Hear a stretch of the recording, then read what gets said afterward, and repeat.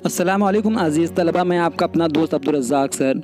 Online bridge course में आप तमाम का इस्तकबाल है। आज हम पढ़ रहे हैं माहौलियाती मुताला जमात चहारुम का। आज का हमारा 19 और 20वें दिन की सरगर्मी हम पढ़ने जा रहे हैं। आज के हमारे सबक के उन्वान का नाम है कुदरती आफ़ात। आफ़ात ये जमा है आफ़त की। आफ़त यानी क्या? मुसीबत। जो हमको कुदरती मुसीबत आती है वो कौन से है और किस तरह के हैं, ये हम सारी चीज़ें आज इसके वीडियो में पढ़ने वाले हैं। और इसके बाद आखिर में हम आपको सरगर्मी देंगे। आज की सरगर्मी आपको मुकम्मल करना है। तो चलिए हम शुरुआत करते हैं। अक्सर हम सुनते हैं कि कोई हादसा हो गया, यानी कहीं ज़लज़ला आता है तो कहीं सैलाब आता है, कहीं आंधी चलती है तो कहीं बिजली गिरती है, कहीं चट्टानें खसकती हैं तो कहीं ओले पड़ते हैं। ये बार बार हम सुनते रहते हैं। अब इन हादसों में क्या होता है कि कई लोग ज़ख्मी हो जाते हैं, कई लोग बर्बाद हो जाते हैं, हलाक हो जाते हैं, लोगों के घर गिर जाते हैं, पालतू जानवर मर जाते हैं।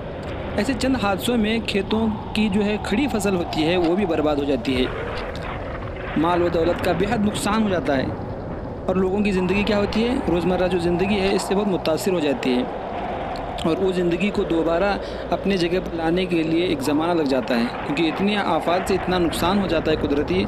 हम अक्सर सुनते हैं कि कुदरती आफ़त जब आती है, यानी कुदरत की जब मुसीबत आती है तो हमारा बहुत ज़्यादा नुकसान होता है। यही सारी चीज़ें हम सीखने वाले हैं। जो कुदरती आफ़ात हैं इसकी क्या वजूहात हैं और आफ़ात से कैसे बचा जा सकता है, ये सारी चीज़ें हम इस वीडियो में देखने वाले हैं।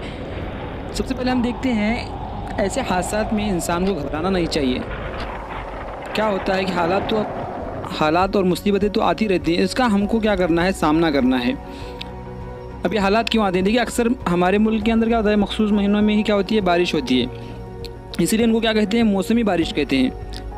ये महाराष्ट्र में क्या होता है कि जून, जुलाई, अगस्त, सितंबर, इन 4 महीनों में बारिश होती है। अब इन 4 महीनों के अरसे को हम क्या कहते हैं, बरसात का मौसम। जो अभी चल रहा है, बरसात का मौसम चल रहा है। लेकिन बरसात का मौसम जब शुरू होता है, इससे चंद दिनों पहले भी कुछ बारिश होती है। हाँ, इसको हम क्या कहते हैं, मानसून कबल बारिश कहते हैं। अब इसके अलावा बरसात के मौसम के अलावा भी क्या होता है, दूसरे दिनों में बारिश होती है। उसको हम क्या कहते हैं, जैसे गर्मियों में, सर्दियों में वगैरह बारिश होती है बीच में, तो तब हम उसको क्या कहते हैं, बेमौसम बारिश कहते हैं। जो अचानक बारिश आ जाती है और इससे लोग क्या होते हैं, परेशान होते हैं। लोग छतरी, रेनकोट वगैरह क्या होते हैं, निकाल नहीं पाते और इस वजह से इंसानों को मुसीबत का सामना करना पड़ता है। अब बेमौसम बारिश से भी कई नुकसान होते हैं। क्या होता है, कुछ लोग क्या होते हैं, जो उनकी मौसम सरमा की फसल है वो क्या होती है, बर्बाद हो जाती है। उसको निकालने से पहले अगर बारिश हो जाती है तो जो होने वाला फसल से फ़ायदा है वो सारा बर्बाद हो जाता है। अब सरमा की फसलें क्या होती है, सड़ने का ख़तरा पैदा हो जाता है और सड़ जाती है। अब देखते हैं हम सैलाब कब आता है। क्या होता है कि जब बारिश हद से ज़्यादा हो जाती है, कभी कभी 3-4 दिन तक या फिर 5 दिन तक मुसलसल बारिश होती रहती है, तो पानी पूरा नदी में चला जाता है और नदी का पानी जो है नदी की सतह से बाहर आने लगता है। और नदी से सतह से बाहर आने की वजह से क्या होता है, जो इंसानी आबादी है, जहाँ इंसान रहते हैं वहाँ पानी घुस जाता है। इससे नदी के किनारे गाँव जो है वो बहुत ज़्यादा मुतासिर होते हैं। इससे जो है पानी से मिट्टी भी बह जाती है और जो मिट्टी के मकानात हैं वो क्या होते हैं, ढहने लगते हैं। बच्चे हो, मवेशी हो, इंसानों का डूबकर बहुत सारे इंसान जानवर हलाक हो जाते हैं। इनका डर रहता है। अब पानी रोका कैसे जा सकता है, इसकी वजह से पानी घरों में घुस जाता है इंसान की, जिसकी वजह से बहुत सारा नुकसान इंसान को बर्दाश्त करना पड़ता है।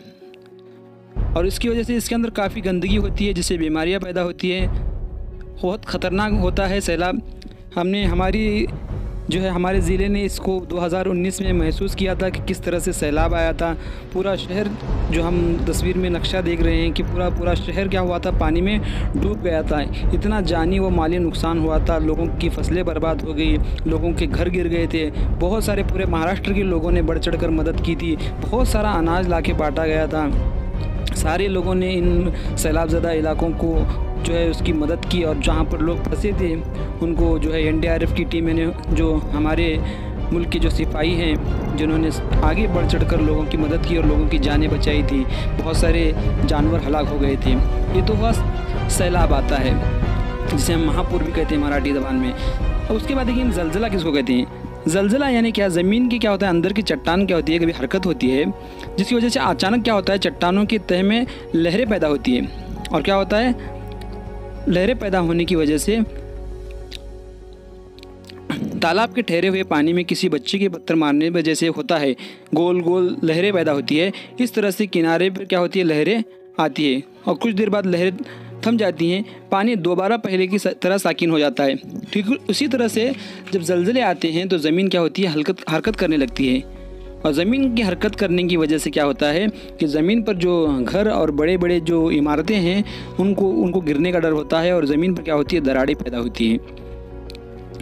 इससे बहुत सारे जानवर और पालतू जानवर मुतासिर होते हैं या फिर इंसान का नुकसान होता है। ज़लज़ले में कभी ज़लज़ला चंद सेकंड का ही रहता है, लेकिन ज़लज़ला जब होता है तो ज़लज़ला होने की वजह से कोई अगर बड़ी इमारत अगर गिरती है तो इसके नीचे दब कर कई लोग मर जाते हैं। ये हमने कई न्यूज़ में वगैरह देखा होगा। याद रखिए, कभी अगर हम घर में हो, अगर ज़लज़ला आ जाए और हम बाहर तक ना पहुंच पाए तो हमने क्या करना है, पलंग या मेज़ के नीचे बैठ जाना है या फिर अपने जो घर के दरवाजे की चौखट है उसके बीच में खड़े हो जाना है, ताकि जिस्म पर कोई वज़नी चीज़ हमारे ना गिरे और हम बच जाएं। ये हमको पूरी तौर पर करना होता है। उसके बाद देखिए सुनामी क्या होते हैं कि जिस वक्त क्या होता है कि समंदर के अंदर, समंदर की तह में जब ज़लज़ला आ जाता है तो समंदर में ज़लज़ला आने की वजह से समंदर की चट्टानों के नीचे जब ज़लज़ला आता है तो समंदर में क्या होता है, इसकी जो लहरें हैं पैदा होती हैं और एक एक लहरें 3-4 मंजिला इमारत जितनी ऊंची रहती हैं और ये लहरें बहुत तेज़ रफ्तार से क्या होती है, साहिल से टकराती है और इन लहरों को ही हम क्या कहते हैं, सुनामी कहते हैं। और ये लहरें हमने सुना था कि जो लहरें आई थी जापान में जो लहरें आई थी, सुनामी जो आई थी, उससे काफ़ी सारा नुकसान लोगों को उठाना पड़ा था और इससे सारी इंसानी ज़िंदगी मुतासिर हो गई थी। कई जो है शहर बर्बाद हो गए थे और इंसान और जानवर बहुत सारे हलाक हो गए थे। इन कुदरती आफात में क्या होता है, बहुत सारा नुकसान होता है। अब सुनामी हमने देखा, सैलाब देखा, ज़लज़ला देखा, ये सारे क्या हैं, कुदरती आफात हैं। अब कुदरती आफात से हमको क्या है, बचने के लिए क्या करना होगा, हम इससे पहले से तैयार रहना चाहिए। क्योंकि कुदरती आफात जब आती है तो क्या होता है कि बहुत ज़्यादा इंसान का नुकसान होता है। तो हम कभी भी समझो अगर ज़लज़ला आ जाए तो हमने अफरा तफरी न करनी, अफरा तफरी करने से बहुत ज़्यादा नुकसान होगा।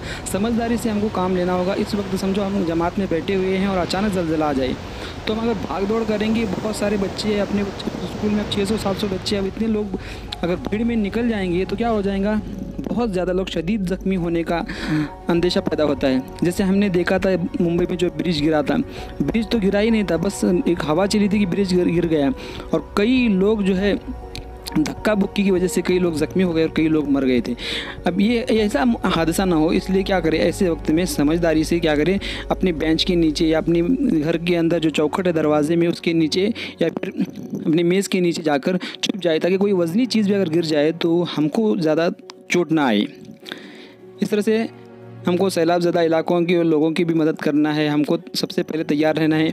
मैं उम्मीद करता हूँ कि आपको समझ आया होगा कि कुदरती आफात किस तरह के होते हैं और इनसे बचने के लिए हमें क्या करना चाहिए। अगर आपको वीडियो समझ आया तो प्लीज़ लाइक कीजिए और जो आपको सरगर्मी दी जा रही है, सवालात दिए जा रहे हैं, उस सवालात को आपने हल करना है और व्हाट्सएप ग्रुप में हमें शेयर करना है। अगर वीडियो अच्छा लगा तो लाइक कीजिए, दोस्तों में शेयर कीजिए और चैनल को सब्सक्राइब कीजिए। Thanks for watching.